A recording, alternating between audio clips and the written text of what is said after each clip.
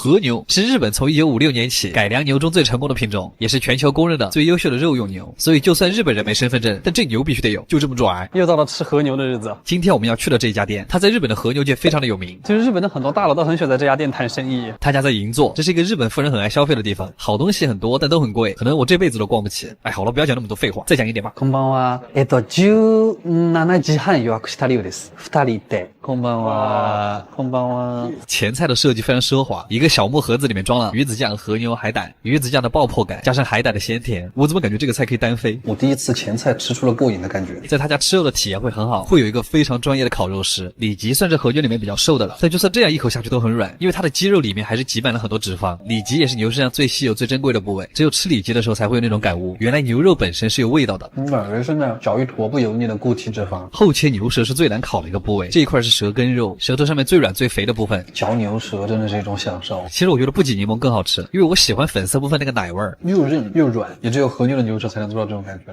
每一次吃横膈膜肉，咀嚼的每一下里面都有水冒出来，你能喝到牛肉汤。而且他家每一块肉的调味都不一样，淡淡的孜然味就很像烧烤。他家的沙拉真的很厉害，是用熟成的牛舌来做的，但它还是沙拉。下个菜，烤和牛虽然真的很好，但是多吃2是一块介于牛胸跟牛腹之间的肉，其实就是胸腹隔膜，比普通的横膈膜肉更肥一点，透着光看就是雪花分布的更漂亮。可能这个就是肉很脆吧，进嘴特别像牛肉版的咸烧白，嚼得你满口油香。横膈膜是喝牛汤，这个就是喝牛油。这是一片很常见的横切牛舌，从舌尖切到了舌根，没那么软，但是比较脆嫩，吃起来会有嚼内脏的感觉。我还挺喜欢那个腥腥的味道。然后是一片牛腿肉，还配了个米饭，我特别喜欢和牛寿司，带着肉香的米饭，中国味一下会被满足。它这个还是零糖零脂零卡的，而且还没有防腐剂，减肥可以喝的快乐水。吃烤肉来瓶白桃味的元气森林真的很解腻，而且马上夏天了嘛，感觉家里还可以囤点。接着就是他们家最贵的一道菜，下面把三明治烤脆，然后会夹着牛里脊最中间的那个部分。对不起郑中基老师，光是制作它的过程看着就很享受，边角料会单独切下来蘸盐吃，它是非常柔和的味道，外面一层吃起来又薄又脆，因为它是油炸的，所以能够锁住很多油水。烤得温热酥脆的吐司，加上鲜嫩多汁的和牛，还刷了一层微辣带着果香的酱汁，它那个肉的齿感和虾很像，吃完特别的满足。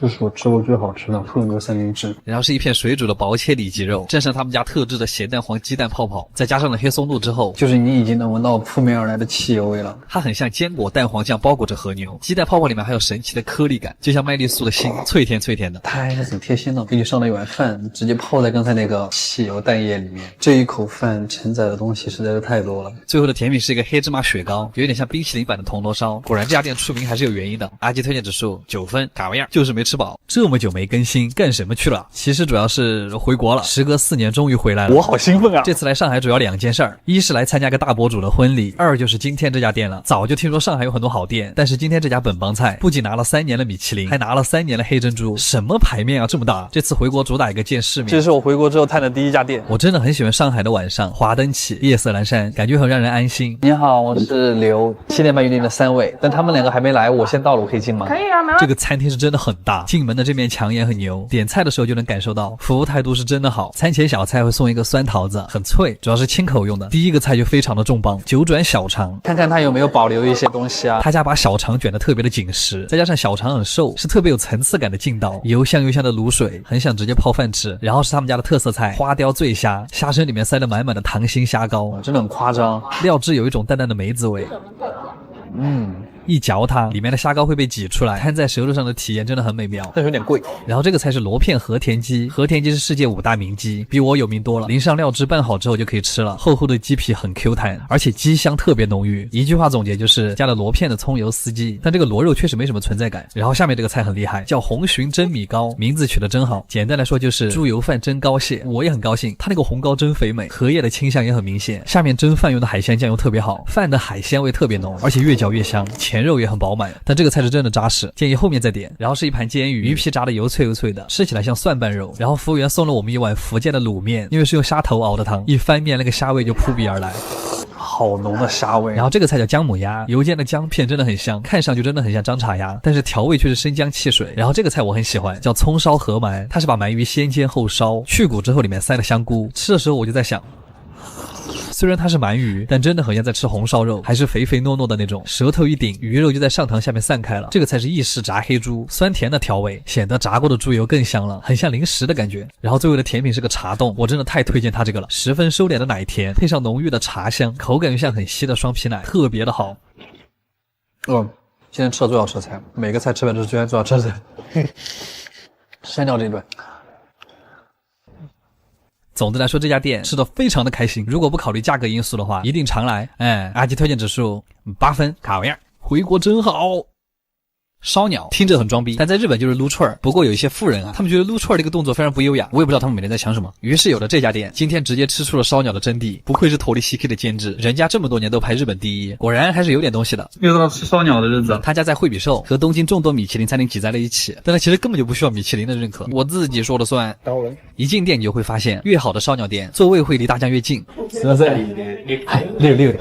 主要是为了那个，这个箱子是干嘛的呀？1味大酱，5个学徒，配置很日本。开始吧。小菜是一盘寿司，海苔包着鸡胸肉，紫苏叶寿司酱，上面刷了一丢梅子酱，一股淡淡的酸甜果味。第二个菜是炸春卷，里面的馅儿是鸡肉的内脏磨成泥做的，口感像土豆泥，但是内脏的味道非常浓郁，像是在很高级的烤肉店才会吃到的东西。这个菜的设计有点像喜之郎果冻，就是蔬菜版的东北肉冻，凸显的就是一个高级的感觉。这个鸡汤馄饨其实很重要，高情商，大酱在追求极致软烂的口感，低情商，它是炖了多久呀？有一点像四川的鸡汤抄手，但是超级浓郁的鸡汤打底。你们回去一定要尝一下鸡汤里面加蒜头。今天的第一盘肉是滴着肉汁的烤鸡腿肉，果然没有芊芊，它滴的那个油水非常像广州那边隔水蒸鸡蒸出来那个鸡汤，鸡皮上的炭香也很明显。上一次吃到这种炭的味道还是在Torisaki，就日本第一的烧鸟这菜，这是今日份的活到150。它上面那个酱是芝士跟蛋黄搅在一起的，它有点像咸蛋黄炒到冒泡泡的那个时候的口感，味道还有一点美乃滋。接下来居然是一盘鸭肉，哇！突然想起了成都的温鸭子。第一次在烧鸟店看到了鸭肉，它是用和牛的烹饪方式，低温烹饪的和鸭。这个粉嫩的鸭肉像是5分熟的西冷，鸭皮很厚，一口下去，鸭肉纤维里的油水会直接爆出来。再来一块烤的甜葱根，好的店的葱就是会很甜。下一个菜是小饼加上炭烤鸡肉丸，上面是一个鹌鹑蛋蛋黄，好可爱。它里面软嫩的部分还带了一点脆骨，非常像我豆腐嘴刀子心。把烧鸟的那个木签取掉之后，会实现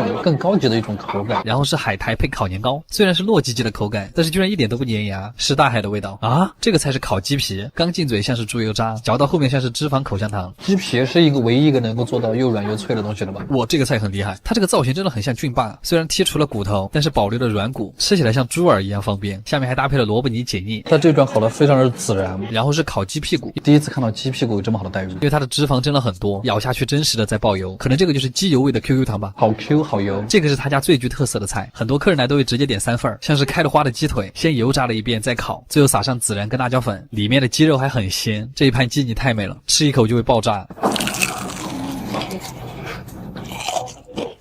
然后是素菜烤红薯，看着黄油融化，还挺开心。就跟日本人很喜欢在西瓜上面撒盐是一个道理，为了让它显得更甜。最后一盘肉是鸡腿3吃，可能因为没有了签子，所以他们家每个菜都很扎实。炭火的味道让鸡肉完全不腻，甚至有点韩国烤肉的意思。最后的主食是鸡汤烤饭团，太牛了，它就是带锅巴的四川鸡汤饭。最后的甜品是一碗刨冰，在日本还挺少见的。吃完之后我发现，这样的烧鸟店真的很适合开在国内。虽然不是传统的串串，也不是特别高档的食材，但是每一盘的设计都很用心，非常的出片。阿基推荐指数9分，嘎巴样，真牛啊！